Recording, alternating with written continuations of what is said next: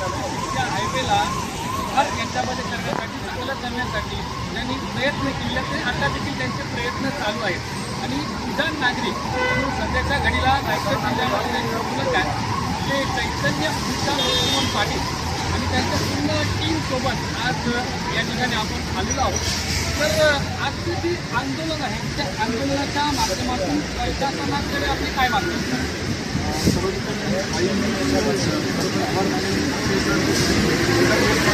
या आंदोलनाच्या ठिकाणी तुम्ही भेट दिल्याबद्दल आम्ही तुमचे आभारी आहोत. हा आंदोलन कशासाठी या आंदोलन आम्ही आज नंदकुमार जांभूळकर सर यांच्या नेतृत्वाखाली हा आंदोलन केलेलं आहे. कारण की जसं तुम्ही पाहिलं की एवढं 490 काही कालावधी केल्यानंतर त्याचा तुमचे अहवाल सर्व संबंधित डॉक्युमेंटना दाखल केला.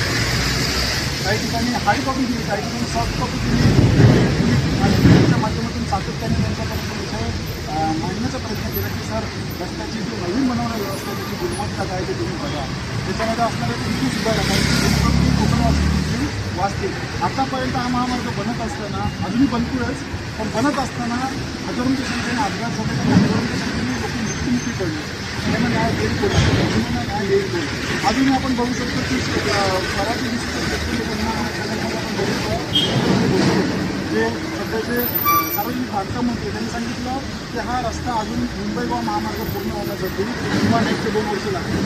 आता नागरिकांचा, संतप्त नागरिकांचा हाच विचार आहे की अजून हा महामार्ग आकारला जातो आहे आणि कोणत्या आधारे आकारला जातो याचा तुम्ही विचार व्हावा.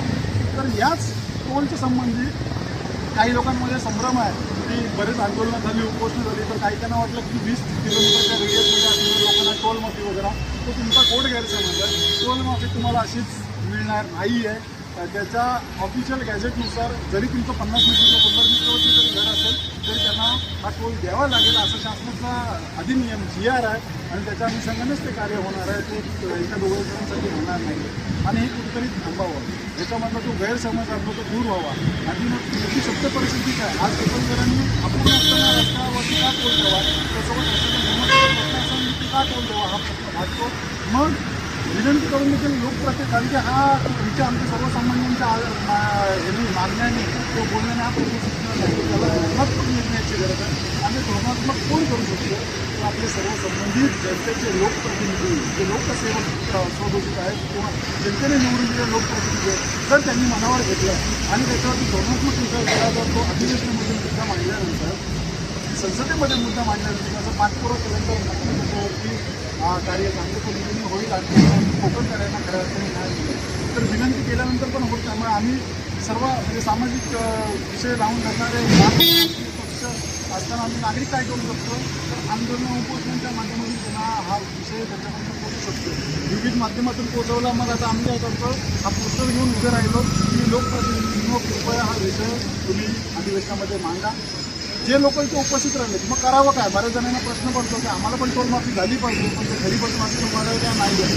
तर तुम्हाला या न्यूजच्या माध्यमातूनच सांगतो, मी विनंती करतो की घरी बसून टोलमाफी करायची असेल याच्यासाठी काय करावं लागेल. घरी बसून संबंधित लोकप्रतिनिधींना कॉल करा, ईमेल करा, SMS करा, व्हॉट्सअप करा आणि विनंती करा कृपया हा जो टोलचा मुद्दा हा अधिवेशनामध्ये मांडा आणि याच्यामध्ये कोकणकरांना न्याय द्या. रस्त्याची गुणवत्ता सुधारण्यासाठी विषय दुसरा हेच तुम्ही घरी बसून करू शकता. तरच तुम्ही बोलू शकतो की मला टोलमाफी मिळण्याचा जो अधिकार तुम्ही घालू शकता ना, तर त्याच्यामध्ये तुम्ही काम करू शकता. बाकी बोला सांगतील. आणि या उपोषणच्या स्थळी जे खारेपाटासाठी त्यांनी जीवाचं रान केलं असे सर्व आंदोलन करतो. हेमंतदादा असतील, अनिल असेल, त्याच्यानंतर रितेश माळी असतील, असे सर्व नागरिक बंधू असेल, परत अरुणदादा देखील जोडले, ते सर्व जेवढे उपस्थित आहेत आम्हाला ढिगभर लोक मूठभर असतील तर निष्ठावंत झाले म्हणतात ते आलेत आणि म्हणजे मन समाधानी झालं, तुमचं झालं. नक्कीच तुम्हाला असा प्रश्न आहे की आता आपल्या आंदोलन करतात तुम्हाला काय कालच्या दिवसांचे पहिले या ठिकाणी आंदोलन झालं. MMRDAच्या संदर्भात देखील आपल्या विभागामध्ये आंदोलन चालू आहे. तर अलिबाग विभाग संदर्भात आंदोलन चालू आहे, ट्रेनच्या संदर्भात आंदोलन चालू आहे. पण ही आंदोलनं तुमची लक्षवेधी आणि शांततापूर्व आहे. पण याच्यातून तुम्ही तुम्हाला आउटपुट नाही लवकर पण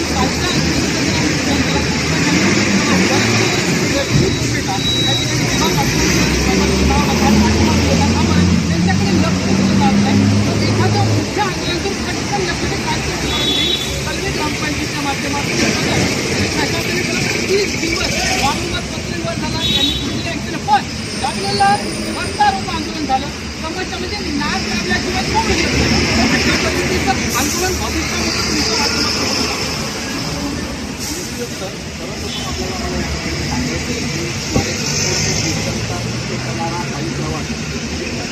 पायी प्रवास सगळ्यांकडे आपण म्हणजे खराब सिंधुदुर्ग असा हा संपूर्ण पायी प्रवास ज्यांनी केला ते आपल्यासोबत धक्के असते त्या संपूर्ण रस्त्याची संपूर्ण बाजू कोकण आणि त्यांचे सहकारी ज्ञानेंद्रकुमार जांभूळकर असतील आणि बाकी सर्वच जनगणनेतून करावं लागेल. एवढं मोठं प्रचंड झाडच या ठिकाणी जर सांगतो म्हणजे शिवाजी सभापतींच्या फक्त केवळ केवळ आपल्या कोकणवासियांचा उपचार व्हावा अशा एखाद्या अपघातातून आपल्याला आधार लावून यासाठी हा दिवस या ठिकाणी त्याच्यामध्ये आपण काम उभं राहणं हे प्रत्येक जबाबदार नागरिकाचं कर्तव्य आहे आपण या ठिकाणी मानतो आणि केवळ आम्ही त्यांच्याकडे असतो तर या जबाबदारीच्या जाणीव असेल कारण आम्ही देखील या रस्त्याचा तेवढाच वापर करतो सातत्याने करतो दररोज करतो या त्याच्यासाठी तो जो धोका आहे तो त्याच्यामध्ये आपल्याला देखील पाणी त्याच्यामध्ये येणारे फायद्याचे 100% आपल्याला देखील मिळणार आहे. तर निश्चितपणे होतं आवाहन केलं तर सर्वांना या ठिकाणी येऊन हा भागाची जी मागणी आपल्या सातत्यपूर्ण करावी लागेल आणि आपण तुम्ही आता म्हणालात की बऱ्याच ठिकाणी वेगवेगळ्या स्वरूपात त्याच्या भागातील त्याच्या विभागातील त्याच्या विषयांवरती हे सगळे लोक आंदोलनं या ठिकाणी करत आहेत.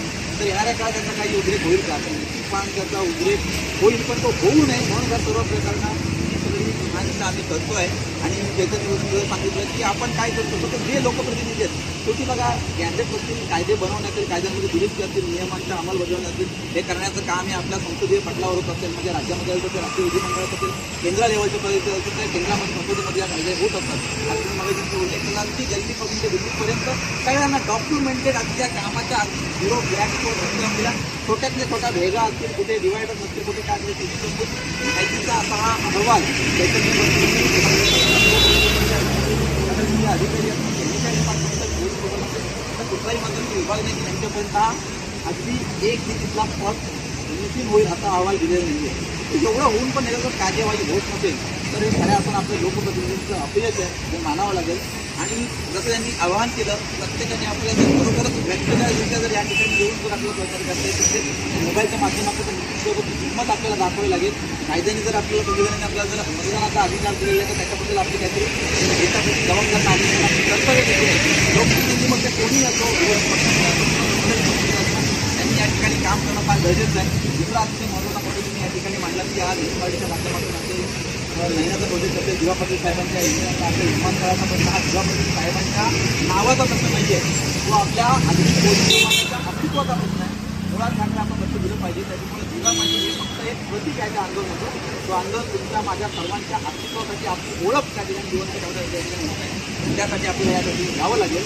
मात्र तरी विनंती करेन केवळ कोणीतरी आपल्या प्रसिद्धीसाठी किंवा वैयक्तिक देवादेवांसाठी वेगवेगळ्या स्वरूपाची आंदोलनं करण्यापेक्षा सर्वांनी एका दिवसांनी एका मताने एकत्र येऊन जर एखादा काही जर जोरदार भाग या ठिकाणी मुंबई गोवा सारखं आयोजन जर आपण बंद पाडू शकलो निश्चितपणे नाक दबल्यावर कोण उघडते आपल्याला माहिती आहे. कुठेतरी आता सध्याच्या काळामध्ये पूर्ण फाटाफुटीचं राजकारण चालू आहे. त्याच्यामुळे बरेच आंदोलन ते एकत्र येत नाही ते काय एकत्र येत नाही त्याचा विचार करणं फार गरजेचं आहे. सर्वजण एकत्र यायचं समस्या जटिल असतील तर त्याचा सोल्युशन आणि नक्की असतो आणि समस्या पाठपुरावा करणार आहोत की येणाऱ्या काळामध्ये जे जे त्यांना आपण संविधान साधन करता येईल ते आम्ही सर्व या ठिकाणी करणार आहोत. या ठिकाणी गावाच्या असेल जे बोध करून सुधार नागरिक ज्या पाठपुरावा करतात त्यांच्यापासून आपण मी आता बरेच आपल्या विभागामध्ये आंदोलन पाहिले त्या आंदोलनामध्ये स्थानिक भूमिकेची जे आंदोलनामध्ये सहभाग घेतला आज देखील कशा पद्धतीची परिस्थिती आहे व्यक्त येते पण त्यांच्यासाठी तुमच्या माध्यमातून आमच्या चॅनलच्या माध्यमातून असेल किंवा आंदोलनाच्या माध्यमातून काय सांगेल साहेब आम्हाला हे सांगायचं आपण दुसऱ्याच्या घरी अशीच परिस्थिती झालेली आहे. आणि जेव्हापर्यंत तुम्हाला सरळ लागू तेव्हापर्यंत नागरिक एकत्र येत नाही. आज तुम्ही बोलताय आता तुम्हाला अतिशय दुःख वाटतं. तुम्ही विचार करा या अशा रस्त्याचा जो प्रश्न असताना देखील त्याच्यावरती एवढ्या हजारोंच्या संख्येने आपल्या कुटुंबाच्या हजारोंच्या घरातल्या कुटुंबांनी जर एखादी जर केस जर प्रीमियम असेल तर काय विचार करावी लागेल. आपले लोक किती सौम्य असतील विचार करा. तुम्ही केल्यानंतर त्याचा पाठपुरावा जर केला असेल तर आज इतर कोणाचा जीव केला असेल किंवा हाच आत्ता समजून घ्या तुम्ही. कारण की जर 3,000च्या वरती जर लोक मारतात त्याच्या कुटुंबियांनी जर त्या मनुष्यवधाचा गुन्हा जर दाखल केला असेल तर आज आणखीन बदल करायला असते. पण नागरिक का पुढे येत नाही याचा विचार झाला पाहिजे. प्रत्येकाला प्रत्येकाचं व्यक्तिमत्व आहे. आता प्रत्येकजण म्हणतो की त्याचा गावते ना मला झालं काय, आपण लाईट गेली घरामध्ये तर पहिले स्वतःची नाही बघा दुसऱ्याची पण गेली आहे काय, अशा पद्धतीची सध्या मानसिकता आहे. आणि हे कोणाला चुकलं नाही. छत्रपती शिवाजी महाराजांनी देखील जो आपण ज्या पद्धतीने आपण इतिहास बघतो तेव्हा देखील मुघलशाही निजामशाही प्रत्येकजण आले, त्यांनी त्यांच्या पद्धतीने फाईट करत होते. पण लढा देणारे कोण ना कोणतरी होते ना. सुरुवात केली ना मुठभर मारले घेऊन. त्याचसोबत सुखदेव असेल, भगतसिंग असेल, क्रांतिवीर असेल, आता इंग्रजांच्या काळामध्ये त्याने देखील तशीच केल्यानंतर आपल्याला स्वातंत्र्य मिळालं आहे. आज स्वातंत्र्यामध्ये जर अशा जर गोष्टी आपण मागू शकत नसतो, आपण अमृत महोत्सव म्हणून बोलतो. जर आपल्याला बोलण्याचं जर स्वातंत्र्य नसेल तर कुठेतरी विशिष्ट याच्यासाठी नागरिकांनी एकत्र यावे. प्रश्न मांडतात हे सर्वांचेच प्रश्न आहेत. आता उद्या जर रस्ता चांगला झाला तर तुम्हाला त्रास नाही होणार. जर कमरेचा त्रास नाही, मानेचा त्रास नाही, तुमची व्यवस्थित गाड्यांचा मेंटेनन्स कमी होईल, आर्थिक भार कमी होईल. ह्या सर्व गोष्टी तुम्हाला होतील. याच्यासाठी नागरिकांना एकत्र या. अभिनेत्याला विचारा. नक्कीच या ठिकाणी आता माझं हे देखील आपल्यासोबत जोडून गेलं आणि आपण बघतो ही शिवाजी महाराजांच्या सावध झालेली आहे. खरं तर आता आपण यांची सर्वांची मतं जाणून घेतली.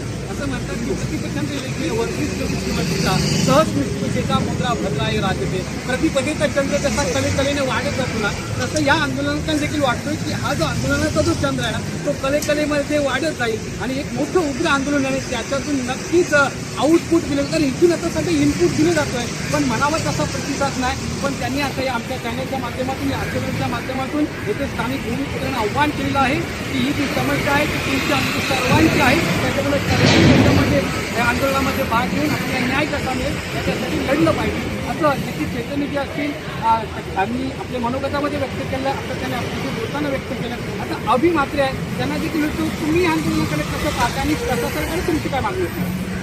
नमस्कार, जय शिवराय. मी अभिनंदन मात्रे. आपण लहानपणी शाळेत जाताना प्रत्येक वेळी प्रार्थनेमध्ये म्हटलेलं आहे की भारत माझा देश आहे, माझे बांधव माझे भारतीय माझे बांधव. आता चैतन्य भाई हे 3 वर्षापासून आंदोलन करत आहेत, पायी चालत जात आहेत. हा जो काही उपयोग तुम्ही आपल्या लोकांना जो राष्ट्रवादी परवानगी उपयोगच आहे त्यांना भेटतायत ते मेल करतायत सगळे करताना ते सगळी आहे त्यांच्यापर्यंत करतायत. हा रस्त्यावर एखादा व्यक्ती मरणार आहे तर त्यांचा कोण आहे का घरात नाही.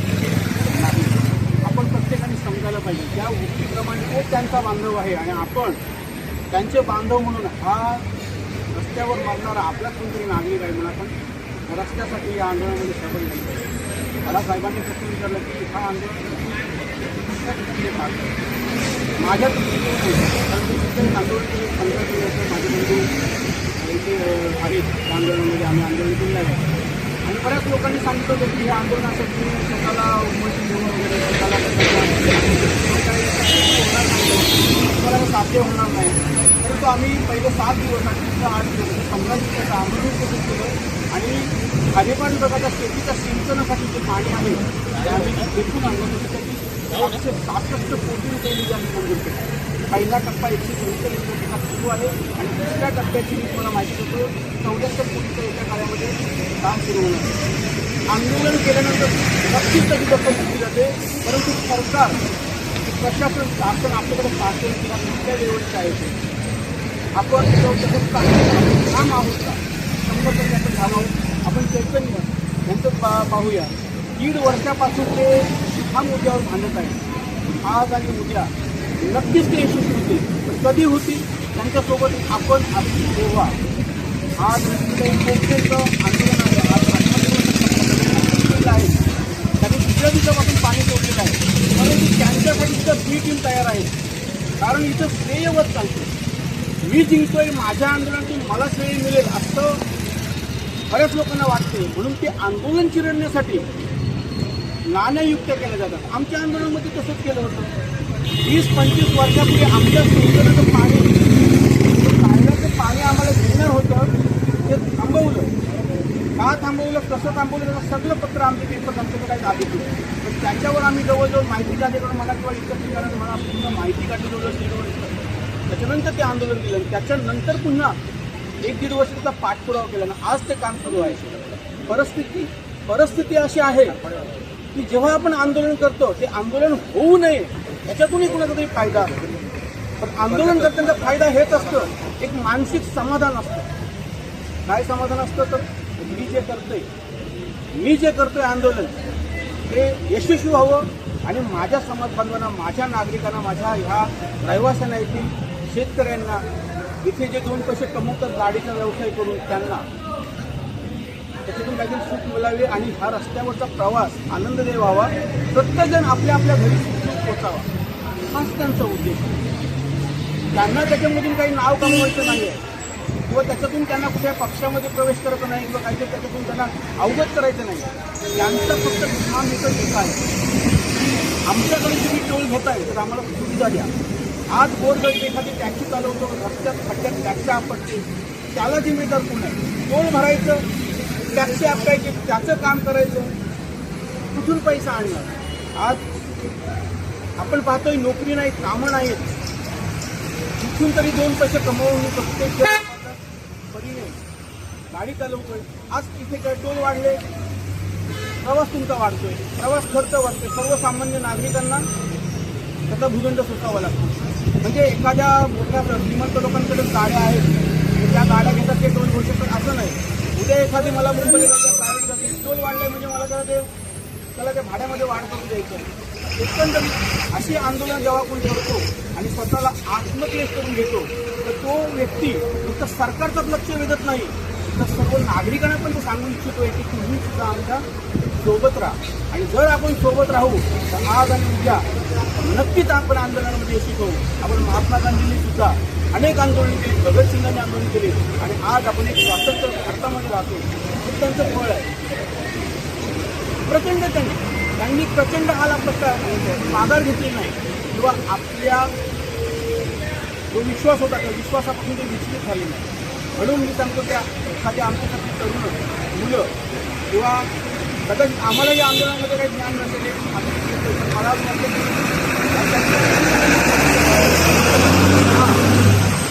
तुम्ही आम्हाला सांगा, आम्ही ऐकायला तयार आहे. नसेल माहिती तर आम्ही सांगायला तयार आहे. पण आपण एकत्र येऊया, एकमेकांना सहाय्य करूया आणि आपल्या हक्काची आई आपण मिळूया. धन्यवाद. आपण आता श्रीमंत असतील,